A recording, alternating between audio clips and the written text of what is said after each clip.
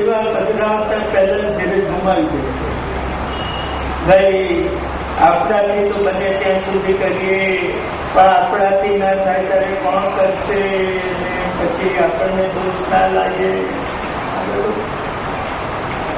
અરે ભાઈ આપણે છે ત્યાં સુધી કરો ને પછી તો ઠાકોરજીને જે કરવું હશે તે કરશે.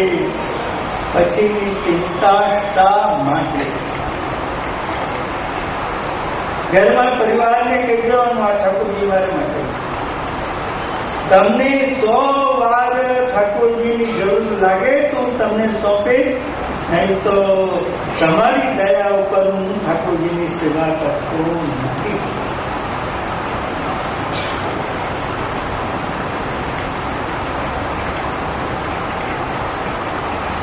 સંસારમાં આટલા અધીન બનીને આપણે સેવા કરવાની.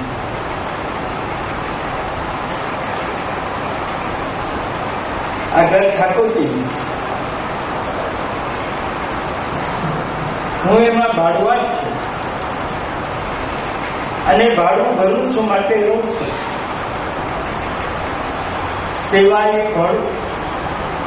અને તમારે પણ જો ઠાકોરજીના ઘરમાં રહેવું હશે તો ભાડું ભરવાની તૈયારી હોય તો રહેવાનું, નહીં તો બીજું પડી જાય.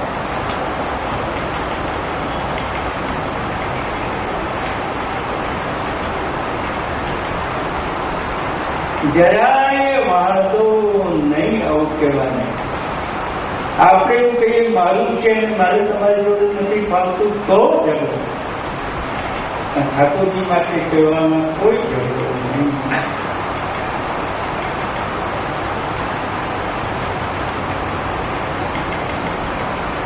તો આદિ ભૌતિક દુઃખ, પછી બીજું છે આધ્યાત્મિક દુઃખ.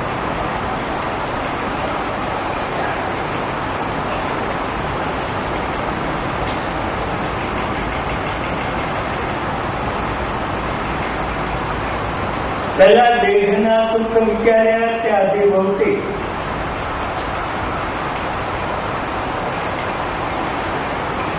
હવે ઇન્દ્રિયોના દુઃખ. આંખે દેખાતું ઓછું થઈ જાય, કાને સંભળાતું ઓછું થઈ જાય.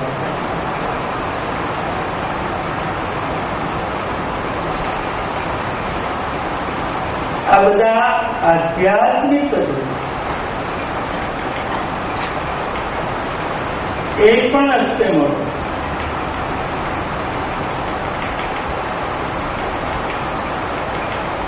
અને આંખે ન દેખાતું હોય એવા લોકો સેવા કરીએ ને ત્યારે આપણને આશ્ચર્ય લાગે કે આંખે દેખાતું હોય તે આટલા વ્યવસ્થિત નથી કરી.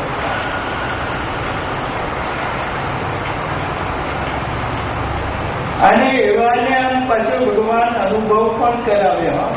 ભગવાન વસ્તુ સંતાડી દે, પાછા એને લાલા આપને હવે મોડું થાય છે ત્યાં સંતાડી દીધું, પાછું ભગવાન લઈ સામે મૂકી દેના. એટલે આવા આધ્યાત્મિક દુઃખ હોય એ પણ સહન કરવાનું.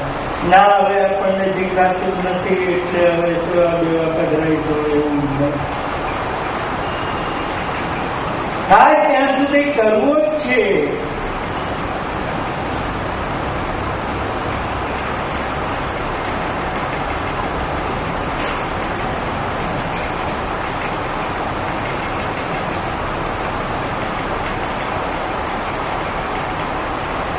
આ દુઃખનો સંબંધ કોની સાથે છે? આદિ ભૌતિક અને આધ્યાત્મિક મન સાથે.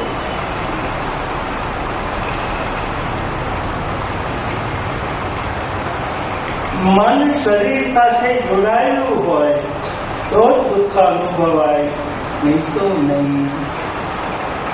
કોઈ કે આ તમને શું આવ્યું? હવે એમ મને તો ખબર જ નથી આ ક્યારે આવ્યું.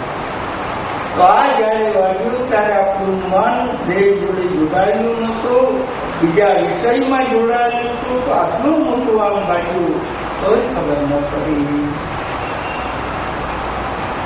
ઇન્દ્રિયના દુઃખ આ મન એની સાથે જોડાયેલું હોય તો મન જોડાયેલું ન હોય તો નહીં.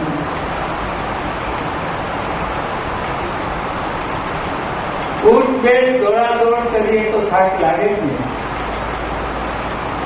ના લાગે એવું ખરું? લાગે. પણ દીકરા દીકરીના લગ્નના દિવસે સવારથી રાતના 11 વાગ્યા સુધી અહીંથી અહીં દોડ્યા, અહીંથી અહીં દોડ્યા.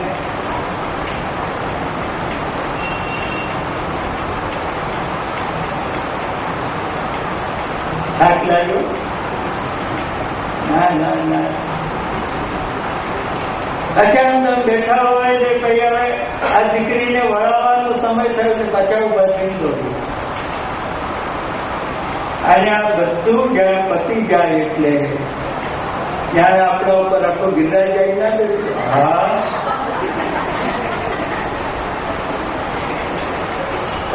પછી આમ પાણીનો ગ્લાસ લેવા ઉભા થવાની તે કોઈ પાણી મૂકો. ક્યારનું પાણી નથી પીવું. તો મન જોડે જોડાયેલા છે.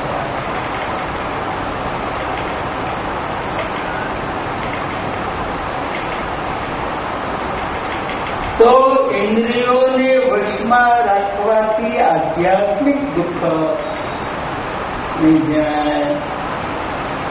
મનને વશ કરવાથી શારીરિક પીડા પણ નહીં જડાય. માટે તો ચિત્તની સેવામાં જોડવાનું છે.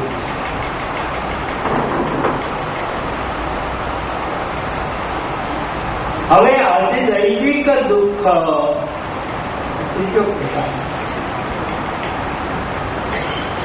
એટલે ભગવાન તરફથી પ્રતિબંધ ત્યારે થાય.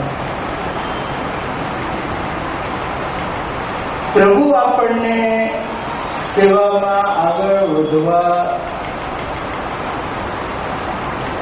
ઈચ્છતા ન હોય, આપણે સેવામાં આગળ વધીએ તો અને જે પ્રતિબંધ ન રહે અને તેનાથી દુઃખ થાય.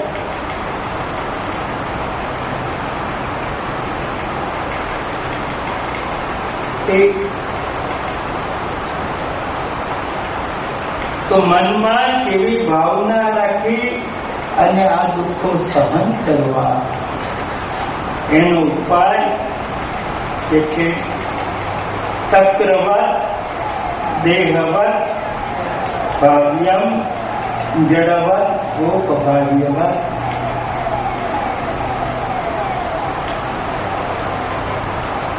આદિ ભૌતિક દેહ સંબંધી દુઃખ એમાં ખ્યાસનું ઉદાહરણ.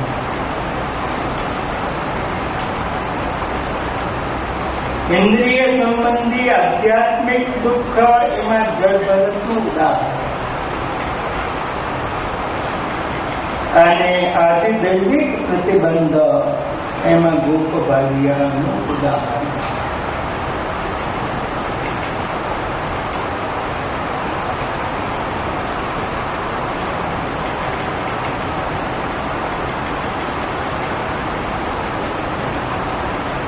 છાશમાંથી માખણ કાઢી લીધો પછી માખણ ધૂળમાં પડી જાય તો આપણને દુઃખ થાય. પણ લોટો ભરીને છાશ કરી જાય તો શું છાશ જતી પાણી હતું ને થઈ ગયું.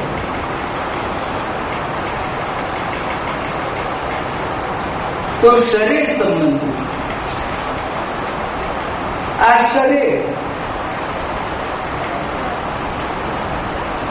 એના દુઃખ તો છાશ ગળી જાય એના જેવા.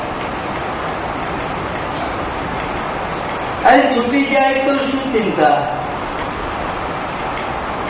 જેમ આપણને બહુ વાલું કપડું હોય ને, બહુ જ વાલું, પણ પછી એ જયારે જીર્ણ શીર્ણ થઈ જાય ને ત્યારે એનું કોઈ મમતા નથી રહેતી. નવું કપડું એમ શરીર પણ જયારે સેવોપયોગી ના રહે ત્યારે કે હવે નવું કપડું લઈશું, નવું પહેરીશું. આ તો ઘસાઈ ગયું છે. એટલે શરીરના દુઃખ એ તો માખણ કાઢી